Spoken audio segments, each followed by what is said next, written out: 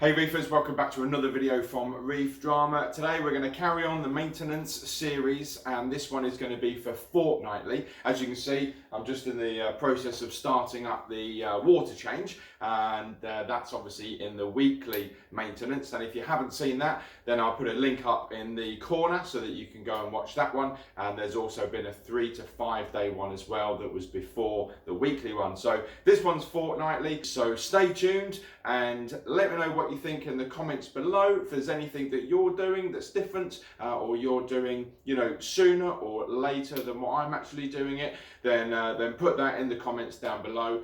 That'd be great to read through. Thanks very much for watching, and let's get straight on with the video. See you in a bit. All right then, so nice easy one to start off with. As I mentioned before, we're just going to be topping up the auto feeder, so just literally need to take that off. And hopefully you can see what I've actually got in here is the Vitalis marine pellets. Now these are extra small, that's literally just so as they can go through this mesh more than anything else, but all the fish seem to enjoy it. The only one that doesn't have the pellets is Piney, of course. But all the other ones do enjoy the pellets. Now I'm not going to fill it up massively because obviously, you know, you never know. You don't want the auto feeder to go rogue on you, start banging in loads of food, but never had that problem, so fingers crossed. But yeah, that's it, easy done. Pop that back on. And that's the auto feeder obviously filled up. Now I have got another one over on the other side of the tank. However, at the moment, that one's offline, and that's just purely because the pellets that I did have in there for it seemed to, I don't know, my nitrates just seemed to increase through using them. So whether that was down to the pellets or not, I really don't know. But I've taken those offline for the time being, and what I'm having to do is just feed them the usual, what I used to feed, which is the marine flakes from Tetra. And they absolutely love these. Obviously I've got the feeding hole at the front, so I can just feed that through there manually, you know, once or twice a day. I would like to get it back onto the auto feeder, but of course the very sort of fine mesh that you have in the top of the Reef tops lid is too fine for the flakes, so I need to sort something out there for that really. But yeah, that's first job done, and we'll move on to the next one. Okay, so we're back down in the sump area again, and what we're going to be doing is actually harvesting the Chaeto. So we're going to be taking that out, and then I'm going to be literally just be ripping a bit off, you know, sort of about so big, and just popping that back in there again. The Chaeto that comes out at the moment is just going in the bin, but I might very well, you know, start selling it or whatever. I don't know yet, but for the time being, at the moment, it's just going in the bin. So first thing that I need to do is I've got the light in here. So this is the Tunze Refugium light. So I'm just going to take this out and sort of move it out the way. So put it over there somewhere. The good thing with this light, of course, is that it's waterproof, so you know, it doesn't matter if it goes below the water surface, which is brilliant because I don't have to worry about it when I turn the return pump off, and obviously the water then rises in the sump, so it doesn't matter if it gets submerged. So I've got my bucket here, my bowl, and I'm just going to reach in and sort of lift up the Chaeto, and there is quite a lot in here, and get it into this bowl. So there we go, you can see it in the light. It's literally a whole washing up bowl's worth. Just make sure, no, none left in there. So I'm just going to take this through to the kitchen now, and basically break it down. In fact, I can probably do it here. Hopefully you guys can still see. So I'm going to take a nice area. Now there was a bit of light burn by the looks of it. There we go, on this side. You see where it's obviously quite dense, and it's grown that much. It's filled that whole little chamber down there, and the light has been resting on the top of it, and it's burnt because it's not being able to sort of tumble. So I don't want to take that piece off, but what I do want to take off is a nice sort of green kind of section area somewhere under here. And literally we're just going to rip off, say like a handful, and that handful is just going to go straight back in there like so, and the rest of this is now going to get binned. Just need to obviously put the light back in, give this a bit of a wash over, wipe over while it's submerged in the water here, and then that will get popped back on to its little holder and start the process all over again. So let me get rid of this, and I'll come back, and then we'll go ahead and we'll do the next part of the routine. So I've got rid of the Chaeto out of this bowl now, as you can see, and what I usually do is just give it a bit of a shake, really, spread it apart a little bit, shake it into the bowl, and then you'll get to some little critters coming out. So we've got in here, hopefully you'll be able to see it. Mind you, if I can find it again. I have actually, here we go. So over here, we've got a little like brittle starfish.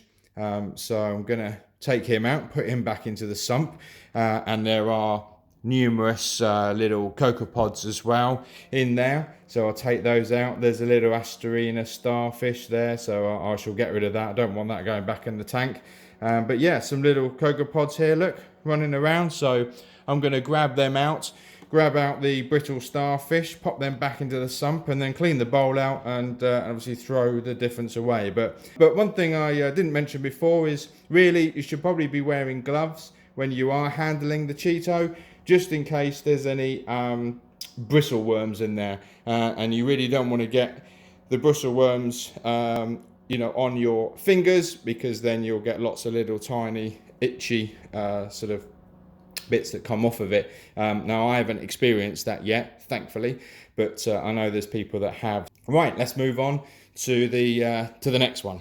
Right, okay, for the Red Sea Reefer anyway, with regards to this one being the 425XL, there is a sponge filter that's located in between the last two chambers. So where the water is overflowing the chamber on the left, and then it goes through this sponge filter before it enters into the bottom of the final chamber, which is obviously the return, where the return pump is. So this is also something that I will remove every fortnight, and what I've done is actually the one that it came with was twice the size of this. There we go, there's the other half.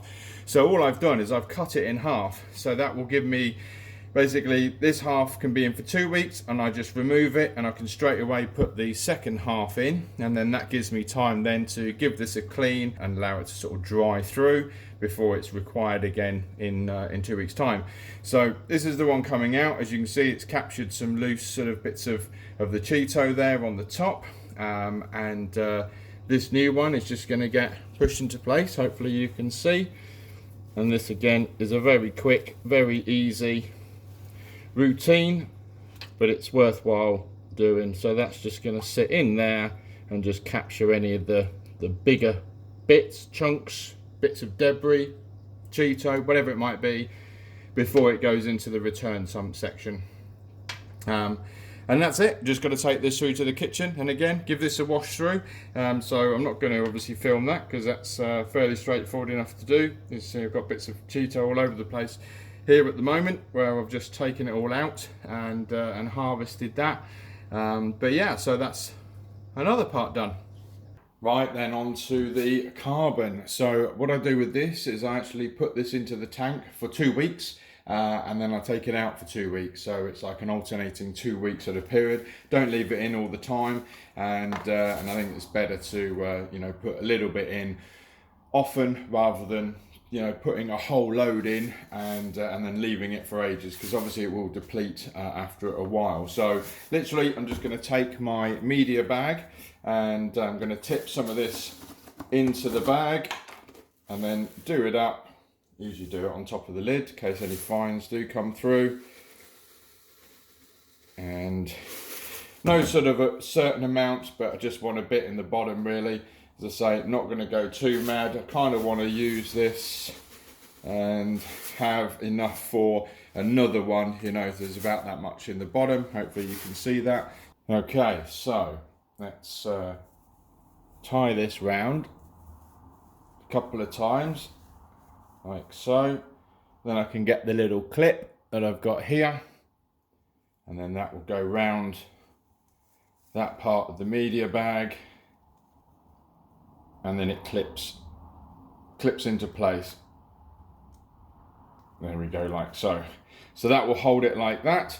And then all I need to do now is just go and put it into the sump. And as I say, that will stay in there for 2 weeks, and then I'll pull it out, give it a rest for 2 weeks. Right, okay, so hopefully you can see this. And we're now obviously back in the sump. So I've got the bag of the carbon, and I'm literally just gonna pop this down into the first chamber, like so. And it's just gonna go all the way down and sit just pretty much underneath where the downpipe comes.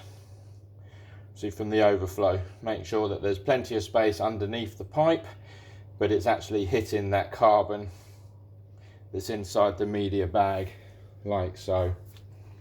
And then obviously I've got my tea towel to dry my hands with. So that's it. So that's where I place that. That will stay in there for 2 weeks. Now, if you're unsure with regards to carbon, basically it's going to create a nice sort of sparkling clear water effect, and it will also remove trace metals that are toxic to any sensitive fish, as well as the fact that it won't actually, well, this one, and you'll obviously have to double check with any carbon that you potentially get yourself, but this one that I've got will not raise the phosphate levels, so obviously that's definitely something to look out for. Now, I'll just show you again on the camera, and then this is the one that I've purchased, just the fluval carbon. It's lasted quite a long time, 900 grams in there. I believe it also even, yeah, it includes the mesh bag as well with it, with the little tie. So you just literally need to buy this, and away you go. So that's it. Another job done, ticked off on the fortnightly maintenance schedule. Done. Well, right then guys, well that's the end of another video. So if you're enjoying this series of maintenance routines, then please give us a thumbs up, and also don't forget to click that subscribe button, and if you want to, press the bell. None of it costs you any money, it's all free, but the bell will allow you to be notified as and when I upload new videos. So that's pretty much it from me. Keep an eye on the next one coming up, which will be monthly. So that will be probably in a couple of weeks' time, I should imagine. But that's going to be the next one in this series. So stay tuned. Thank you very much for watching, and I will see you soon. Bye for now. Easy come, easy go.